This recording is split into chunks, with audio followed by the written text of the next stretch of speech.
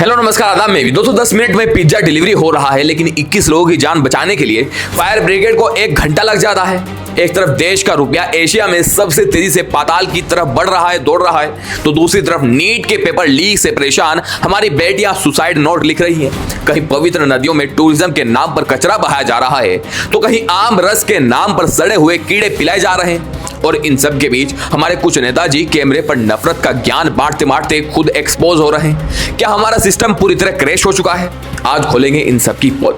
शुरुआत करते हैं देश की राजधानी दिल्ली से, जहां कल मालवीय नगर से एक होटल में भयानक आग लग गई। 21 लोगों की जान चली गई, जिनमें से 17 विदेशी नागरिक थे। अब इस फ्लोरिस स्टे होटल का सच सुनिए।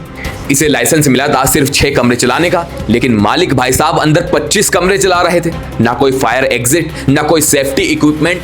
बेसमेंट में किचन चल रहा था और पूरी बिल्डिंग में बाहर निकलने का सिर्फ एक ही रास्ता था। सोचे लोग अपनी जान बचाने के लिए छत पर खड़े होकर तड़पते रहे। इसके तुरंत बाद बिहार के मुजफ्फरपुर के प्रसाद हॉस्पिटल के आईसीयू में भी आग लग गई, जहां वेंटिलेशन ना होने की वजह से 4 मरीजों की मौत हो गई। सरकार ने तुरंत हमेशा की तरह 2 लाख रुपए के मुआवजे का ऐलान कर दिया। मतलब इस देश में सिस्टम की लापरवाही से आपकी जान चली जाए तो उसकी कीमत सिर्फ 2 लाख रुपए है। ना कोई अकाउंटेबिलिटी, ना कोई परमानेंट सॉल्यूशन। बस हर हादसे के बाद एक जांच बैठती है और बात खत्म। इस लचर सिस्टम की सबसे भारी कीमत हमारे देश के स्टूडेंट्स चुका रहे हैं दोस्तों। मध्य प्रदेश की रहने वाली 18 साल की आकांक्षा चतुर्वेदी ने नागपुर में फांसी लगाकर सुसाइड कर लिया। क्योंकि नीट 2026 का पेपर लीक हो गया और एग्जाम कैंसिल हो गया। आकांक्षा ने अपने सुसाइड नोट में लिखा, मम्मी पापा पहली बार मेरे अच्छे मार्क्स आ रहे थे, लेकिन दोबारा पेपर अच्छा ही होगा, इसकी क्या गारंटी है? मैंने आप दोनों को बर्बाद कर दिया है।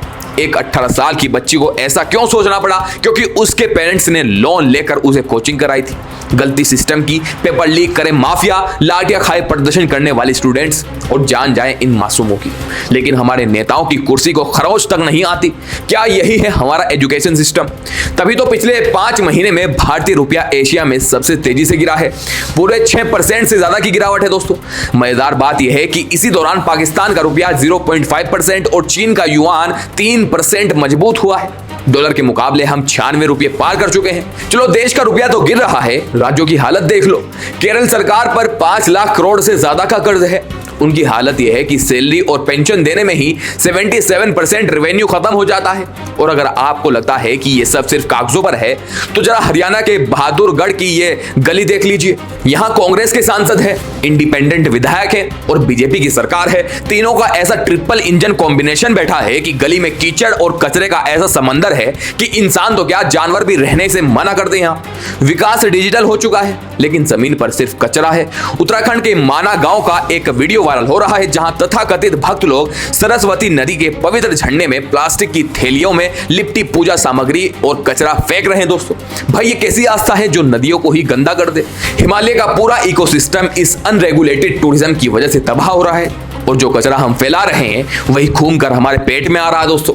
गाजियाबाद के साहिबाबाद में फूड अथॉरिटी ने रेड मारकर 7 लाख रुपए की घटिया चाय पत्ती और एक्सपायर्ड दूध का पाउडर पकड़ा। हद तो तब हो गई जब गुजरात के महसना में पाटीदार रस केंद्र पर छापा पड़ा। वहां 2000 किलो से ज्यादा सड़े हुए कीड़े और फंगस लगे आमों से जूस निकाला जा रहा था, और यही आम रस डिब्बों में पैक होकर पूरे देश में बिकता है दोस्तों। मतलब हम पैसे देकर जहर पी रहे हैं। उधर राजस्थान में तो गायों के चारे में जहरीला यूरिया मिलाया जा रहा है, जिससे बच्चों में कैंसर फैलने का खतरा बढ़ गया दोस्तों। सोशल मीडिया पर विश्व हिंदू परिषद यानी वीएचपी के एक नेताजी का वीडियो वायरल हो रहा है। खड़े होकर चिल्ला चिल्ला कर कह रहे हैं कि हिंदुओं मुसलमानों के साथ कोई व्यापार मत करो, उनसे दूरी बनाओ। लेकिन जैसे ही रिपोर्टर ने माइक उनके मुंह पर लगाया और पूछा, नेताजी आपने खुद अपनी दुकान एक मुस्लिम को रेंट पर क्यों दे रखी है? खुद अपनी दुकान किराए पे मुस्लिम युवकों को दे रखी है, उस पर क्या कहना चाहिए? भाई मैंने उसको, सुन लो मेरी बात, मैंने उसका वो कराया हुआ है, अगले महीना उसका पूरा हो जाएगा। और ये भैया दुकान का मुद्दा कहाँ से ले लिया? पत्रकार महोदय, यहाँ पे बात चल रही है कोई दूसरी, तुम बात उठा रहे हो इसमें। और तो नेताजी का चेहरा देखने लायक था दोस्तों। घबरा कर बोले कि अरे भाई तुम इंटरव्यू में मेरी पर्सनल दुकान की बात क्यों ला रहे हो? और जब कानून का खौफ खत्म होता है तो समाज में तालिबानी सोच पैदा हो जाती है दोस्तों। एक और शॉकिंग वीडियो सामने आया है, जहां एक बुजुर्ग शख्स सरेआम सड़क पर एक महिला के बाल कैंची से काट रहा है, सिर्फ इसलिए क्योंकि उस पर चोरी का शक था। पुलिस को बुलाने के बजाय खुद ही जज और जल्लाद बन गए। कानून और सिविक सेंस का जनाजा उठ चुका है दोस्तों। चाहे वो दिल्ली की आग हो, नीट का पेपर लीक हो, गिरता रुपया हो या सड़े हुए आम का जूस, ये सब अलग अलग खबरें नहीं हैं, ये सब एक ही बीमार सिस्टम के लक्षण हैं।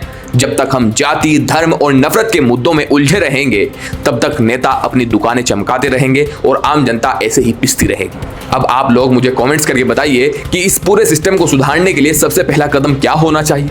वीडियो इन्फॉर्मेटिव लगी हो तो इसे अपने दोस्तों के साथ शेयर जरूर करें, चैनल को सब्सक्राइब जरूर करें। जल्दी लौटूंगा बड़ी बड़ी अपडेट्स के साथ, छोटी छोटी वीडियो के साथ, ताकि आप बोर भी ना हो। जय हिंद।